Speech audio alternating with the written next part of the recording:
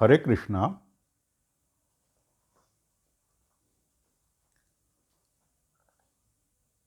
हम सब ने लगभग भगवान श्री कृष्ण की बहुत सी कथाएं सुनी हैं।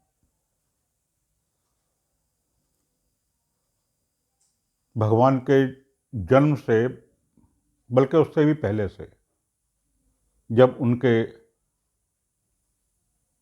पिता और माता को कंस ने अपनी कैद में डाला और श्री कृष्ण के जन्म से पहले उनके भाइयों का वध किया, वो सब कुछ हम सुनते आए हैं। किस प्रकार से भगवान श्री कृष्ण को कंस के हाथों से बचाया गया, कैसे नंद बाबा के यहाँ यशोदा मैया की देखरेख में श्री कृष्ण बड़े हुए, क्या क्या लीलाएं हुई,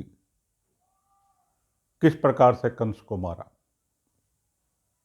ये सब कुछ हम सुनते आए हैं, बचपन से सुनते आए हैं, पढ़ा भी है। कंस को मारने के पश्चात भगवान ने द्वारका नगरी बसाई और वहां चले गए।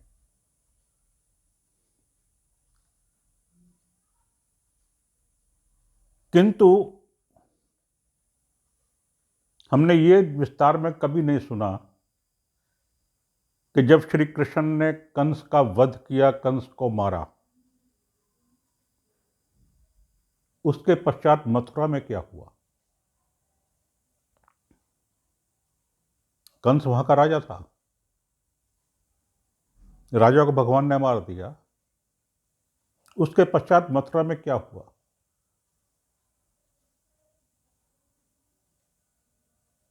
ये तो है ही नहीं कि कंस को मारते ही साथ भगवान द्वारका में चले गए। काफी समय तक मथुरा में रहे।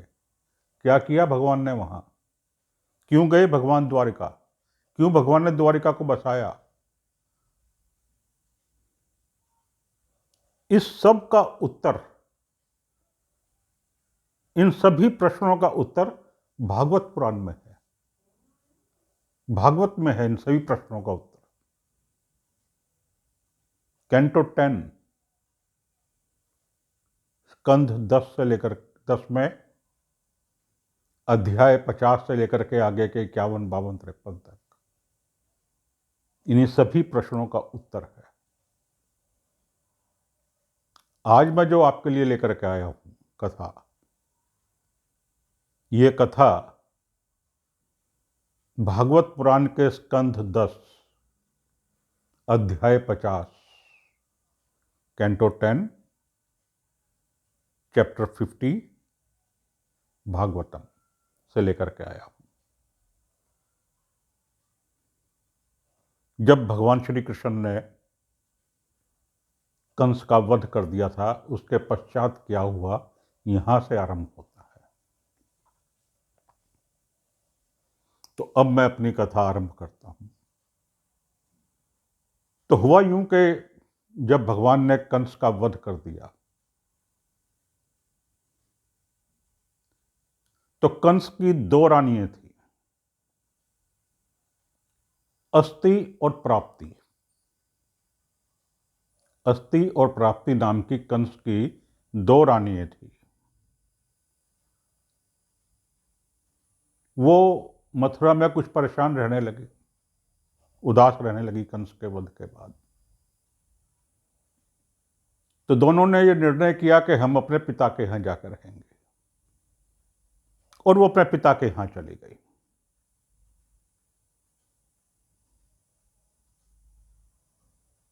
अस्ति और प्राप्ति कौन थे उनके पिता? दोनों बहनें थी आपस में, ये सगी बहनें थी। इनके पिता थे जरासंध। आपने नाम सुना होगा कई बार। जरासंध इनके पिता थे, जो उस समय मगध राज थे, मगध देश के राजा थे। मगध देश जो हमारा आज का बिहार है, वहां के राजा जरासंध की पुत्रियां थी दोनों। अपने पिता के पास चली गई, राजा जरासंध के पास, और जाकर के सारा विस्तार से वर्णन किया उन्होंने कि किस प्रकार से कंस का वध किया गया और कंस की मृत्यु के पश्चात दोनों परेशान रहने लगे, अपनी व्यथा सुनाई सारी और अपने पिता को कहा कि अब हम यहीं आपके पास मगध देश में रहेंगे। अपने दामाद कंस के वध की पूरी कथा सुन करके और अपनी पुत्रियों की व्यथा सुन करके बड़ा गुस्सा आया, बहुत गुस्सा आया महाराज जरासंध को। उन्होंने मन ही मन निश्चय किया कि मैं पूरे यदुवंश का नाश कर दूंगा, यदुवंश को समाप्त कर दूंगा। मेरे दामाद का इस प्रकार से वध किया है। गुस्से में आकर के उसने अपने सभी जो उसके सहयोगी दूसरे राजा थे और थे, अपनी सेना थी, सबको इकट्ठा किया। इकट्ठा करके बहुत बहुत बड़ी सेना तैयार की और बहुत बड़ी सेना तैयार करके बहुत बड़े बड़े हाथी, विशालकाय, घोड़े, रथ, सेना, पैदल, सबको लेकर के, बड़े बड़े योद्धाओं को अपने साथ लेकर के मथुरा पर आक्रमण करने के लिए चल दिया।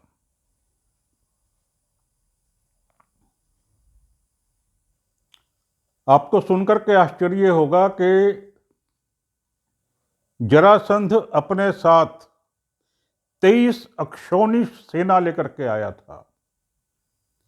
23 अक्षौणी सेना। महाभारत का जब युद्ध हुआ उस समय युद्ध में कौरवों पांडवों की दोनों की सेनाएं मिलाकर के 18 अक्षौणी सेनाएं थी। कुल 18 अक्षौणी सेना थी और यहां जरासंध उससे भी ज्यादा 23 अक्षौणी सेना लेकर के मथुरा पर चढ़ाई करने के लिए आ गया और आकर के उसने मथुरा को घेर लिया चारों ओर से। यदुवंश का नाश कर दूंगा, निश्चय करके आया था। बड़ा शक्तिशाली राजा था, बड़े बड़े योद्धाओं को लेकर के आया था। मथुरा में श्री कृष्ण सोचने लगे। श्री कृष्ण सोचने लगे कि मुझे अब क्या करना चाहिए। उन्होंने सोचा कि मेरा तो जो ये अवतार हुआ है, अवतार ही दुष्टों का दमन करने के लिए हुआ है, पृथ्वी का भार हल्का करने के लिए हुआ है। तो मुझे तो दुष्टों का दमन ही करना है। और ये बड़ी अच्छी बात है कि जरासंध आज अपने साथ इतने दुष्टों को इकट्ठा लेकर के आया है। तो मेरे लिए ये बड़ा अच्छा मौका है कि इन दुष्टों का इकट्ठे एक बार में ही संहार कर दूं, पृथ्वी का इतना भार कम कर दूं।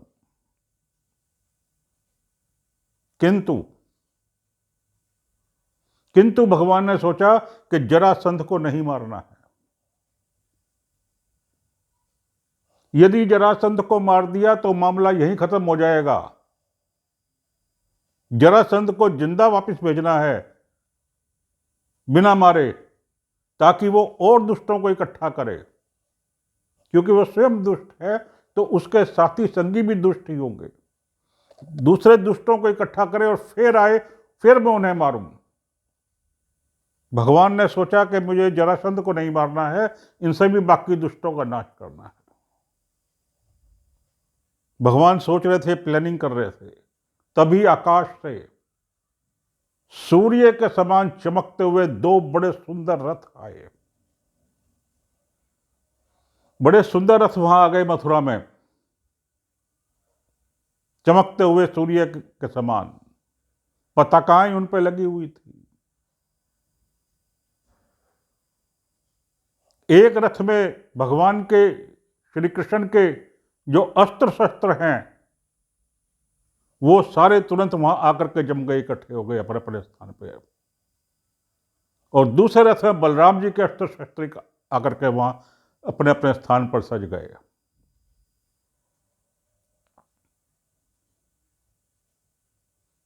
भगवान श्री कृष्ण ने बलराम जी को कहा कि हे भ्राता, आप मुझसे उम्र में बड़े हैं, ये सभी यदुवंशी लोग आपके ऊपर बहुत भरोसा करते हैं और ये समझते हैं कि आपके संरक्षण में ये पूर्णतया सुरक्षित हैं। तो इनके भरोसे को बनाकर रखिए। और रथ आपका आ गया है और आपके सभी हथियार, अस्त्र शस्त्र आपके रथ में आ गए हैं। और आपका और मेरा, हम दोनों ने तो अवतार ही इसलिए लिया है कि दुष्टों का दमन करना है। तो इतनी बड़ी सेना दुष्टों की आ गई है, तो अब हमें मौका मिल गया है, हमें इन दुष्टों का दमन करना है, इन्हें समाप्त करना है। तो आप चलिए आगे और चल करके दुष्टों का दमन कीजिए। बलराम जी भी तुरंत तैयार हो गए। श्री कृष्ण ने, बलराम जी ने अपने अपने युद्ध के वस्त्र पहने, कवच पहने और अपने अपने रथ पर सवार हो गए। भगवान श्री कृष्ण के रथ का जो सारथी था, दारुक नाम था उसका, दारुक।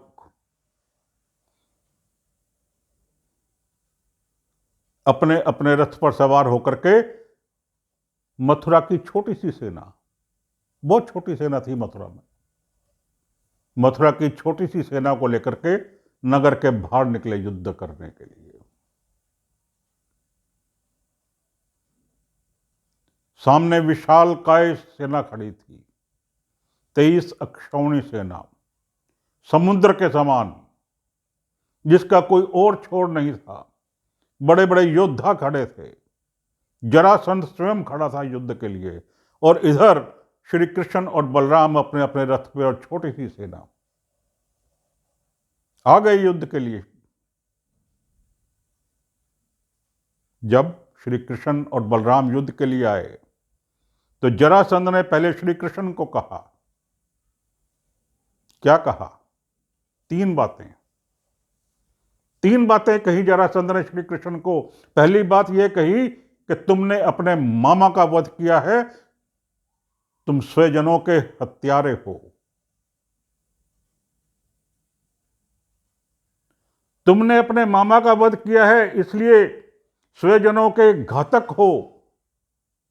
यह नहीं सोचा उसने कि पहले कंस ने अपने कितने भाइयों का वध किया, नहीं सोचा, बल्कि उल्टा दोष लगाया कृष्ण के ऊपर कि तुम अपने स्वजनों के हत्यारे हो। दूसरा दोष कि बचपन में तुम्हें छुपा करके रखा गया, क्यों नहीं बाहर आने दिया गया?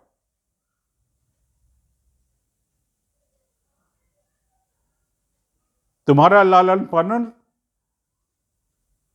नंद बाबा ने किया, जो कि एक क्षत्रिय नहीं है, वैश्य हैं। वैश्य में गुप्त गोत्र होता है, गुप्त मीन छुपा हुआ, उन्होंने तुम्हें छुपा करके रखा। तीसरा दोष कि तुम क्षत्रिय नहीं हो, क्योंकि तुम्हारा लालन पालन वैश्य ने किया है, तो तुम तो वैश्य हो। तुमसे मैं क्या युद्ध करूं? तुमसे युद्ध करना तो बल्कि मेरे लिए शर्म की बात है, लेकिन मुझे करना पड़ेगा। बलराम जी को कहा कि हे बलराम, अपने भाई कृष्ण को मेरे हाथों मरते हुए देख लो, और यदि तुम में कुछ भी बल है तो मुझसे युद्ध करो, युद्ध में मैं तुम्हें ही मार दूंगा, जाकर के स्वर्गलोक में बैठना। दोनों भाइयों को चुनौती दी। श्री कृष्ण ने कहा जरासंध को कि इन बातों में कुछ नहीं रखा, इन बातों में जरासंध कुछ नहीं रखा।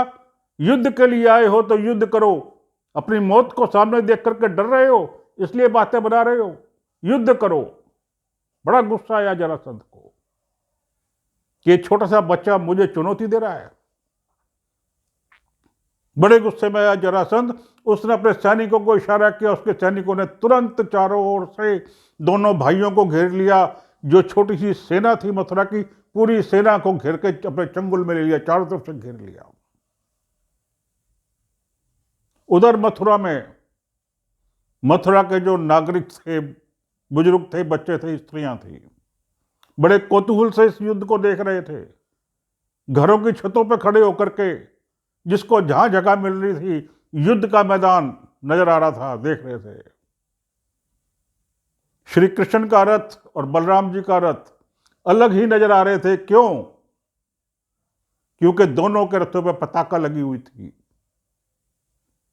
श्री कृष्ण जी के रथ पर जो पताका थी उसमें गरुड़ का चिन्ह था। दूर से नजर आता था गरुड़ का चिन्ह, पता लगता था यह श्री कृष्ण का रथ है। और बलराम जी के रथ पर जो पताका थी उस पर ताम्र वृक्ष का चिन्ह था, जो दूर से नजर आता था कि ताम्र वृक्ष का चिन्ह है, ये बलराम जी का रथ है। चारों ओर से इस प्रकार से घेर लिया जरासंध की सेना ने कि वो रथ भी नजर आने बंद हो गए, पताकाएं भी नजर आनी बंद हो गई। घबरा गए सभी निवासी, स्त्रियां, बुजुर्ग। क्या हुआ? क्या हुआ जो दोनों के रथ ही नजर नहीं आ रहे? जो हमारी सेना नजर आ रही थी, बिल्कुल कोई भी नजर नहीं आ रहा। घबराहट में देखने लगे। जरासंध के सैनिकों ने मथुरा की जो सैनिक थे उनको परेशान करना शुरू कर दिया। जब श्री कृष्ण ने देखा कि ऐसे हमारे सैनिकों को परेशान करना शुरू कर दिया है, श्री कृष्ण ने अपना धनुष उठाया और धनुष उठा करके धुआंधार तीरों की वर्षा की। एक एक बार में कई कई तीर इकट्ठे भगवान श्री कृष्ण चला रहे थे।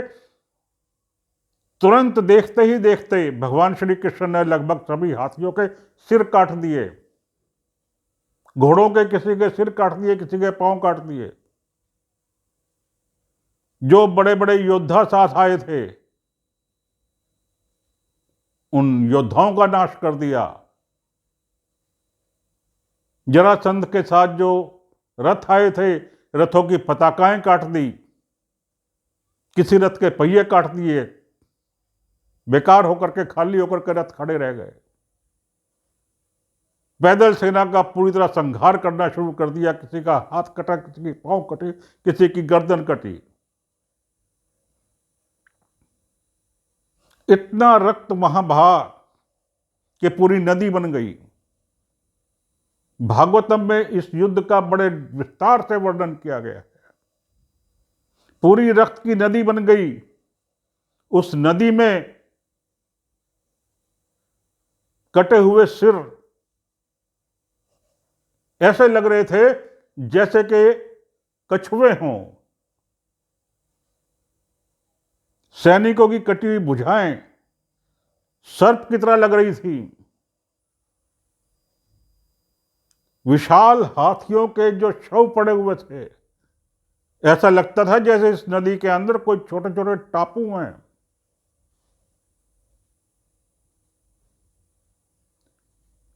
मरे हुए घोड़े ऐसे लगते थे जैसे शार्क मछलियां हैं। कटे हुए हाथ पांव ऐसा लगता था जैसे मछलियां तैर रही हैं नदी में। धनुष भाले ऐसे लगते थे जैसे नदी की लहरें हैं। बड़े विस्तार से वर्णन है भागवतम में इस युद्ध का। उधर बलराम जी ने अपने अस्त्र शस्त्रों से, अपनी गदा से, अपने हल से बेइंतहा सैनिकों का वध किया। और जो कृष्ण जी द्वारा नदी बनाई गई थी, उनके खून से जैसे उस नदी में बाढ़ आ गई। जैसे उस नदी में बाढ़ आ गई देखकर कैसा लगता था, कोई भी देख करके उसको घबरा जाता था कि यह क्या हुआ, यह किस प्रकार से लहू की सब खून की नदी बह रही है। एक एक करके भगवान ने जरासंध के साथ आए हुए हर व्यक्ति को मार दिया कुछ ही समय में। यहां कई बार यह प्रश्न उठता है, 23 अक्षौणी सेना और श्री कृष्ण और बलराम ने थोड़ी देर में ही सबको खत्म कर दिया। हाँ, क्योंकि वो स्वयं भगवान थे। वो स्वयं भगवान थे। वो तो यदि चाहें तो पलक झपकते ही पूरे ब्रह्मांड को समाप्त कर दें। इस ब्रह्मांड के रचयिता भी वही हैं, पालनकर्ता भी वही है, और इसका संहार करने वाले भी वही हैं। उनके लिए क्या कठिन था यह कार्य? कोई कठिन नहीं था। उनका अवतार ही भगवान ने इसलिए लिया था कि दुष्टों का दमन करना था। सबको मार दिया। और मजे की बात देखिए आप, जो श्री कृष्ण की सेना थी, मथुरा की सेना थी, किसी का भी, एक का भी बाल भी बांका नहीं हुआ। एक का भी बाल भी बांका नहीं हुआ। जब सब मारे गए, रह गया जरासंध अकेला। उसके रथ की भी ध्वजा काट दी गई, घोड़ों के सिर कलम कर दिए गए, काट दिए गए। निहत्था हो गया जरासंध। तो जिस प्रकार से भागवतम में आई है उपमा कि एक विशाल सिंह दूसरे सिंह पर झपट्टा मार कर उसे पकड़ता है, उसी प्रकार से बलराम जी ने झपट्टा मार करके जरासंध को पकड़ा। सिंह की उपमा दी है भागवतम में, शेर की। बलराम जी ने जरासंध को पकड़ करके साधारण रस्सियों से एक साधारण कैदी की भांति बांध लिया।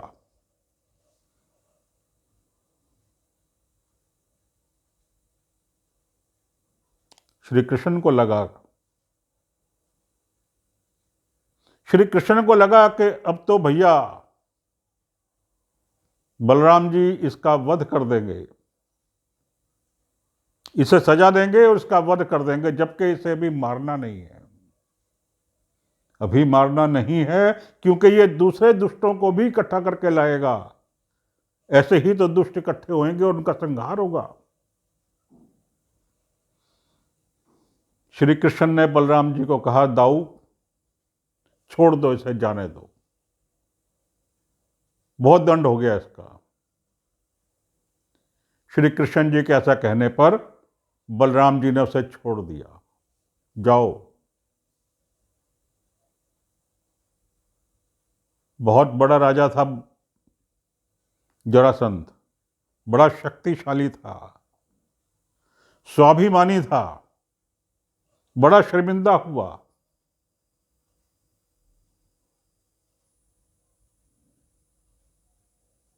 वापिस जा रहा था, साथ में उसके बचे हुए 2-4 साथी थे।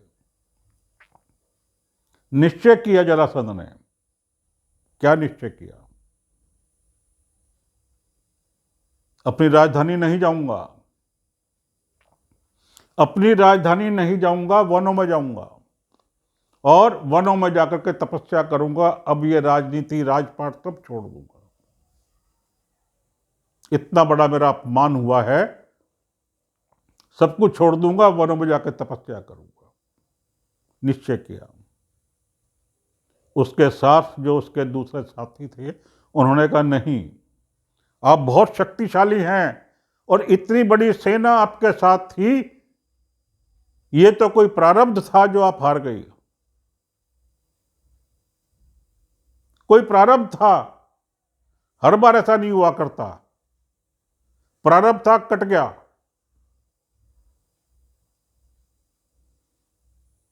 प्रारब्ध था, कट गया। अब वापिस चलिए मगध,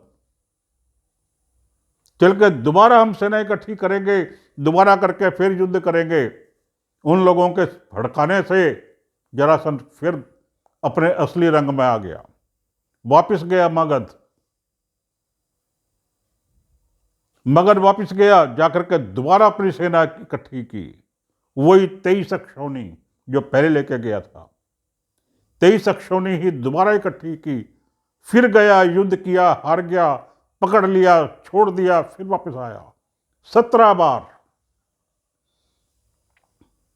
इस प्रकार से जरासंध ने 17 बार आक्रमण किया मथुरा पर और हर बार 23 अक्षौणी सेना लेकर के आया, किंतु श्री कृष्ण और बलराम जी के आगे टिक नहीं सका। हर बार उसकी 23 अक्षौणी सेना खत्म हो गई।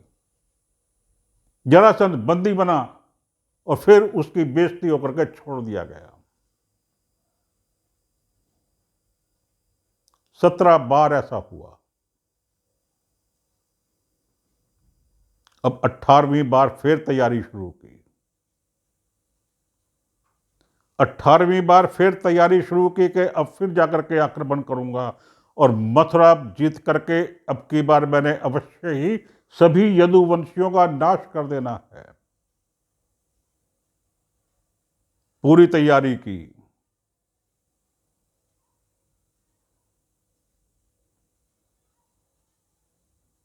उधर जब तैयारी करके वो चलने लगा, मथुरा के दक्षिण में यवनों का राज्य है। यवनों का राज्य था, जिनका राजा था कालयवन। बहुत ही शक्तिशाली था, कभी किसी से हारा नहीं था। नारद जी के उकसाने से वो भी मथुरा पर युद्ध करने के लिए आ गया, चढ़ाई करने के लिए आ गया, अपने साथ 3 करोड़ की सेना लेकर के।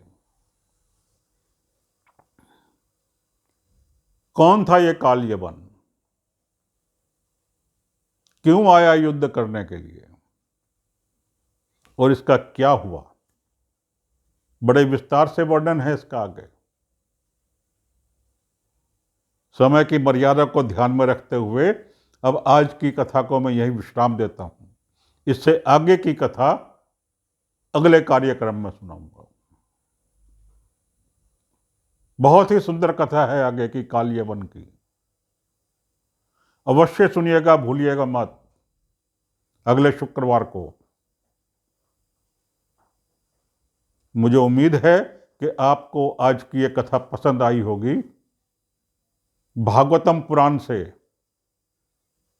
स्कंध 10 अध्याय 50 से यह कथा है। कृपया लाइक का बटन अवश्य दबाएं। चैनल को यदि सब्सक्राइब नहीं किया है तो सब्सक्राइब करें।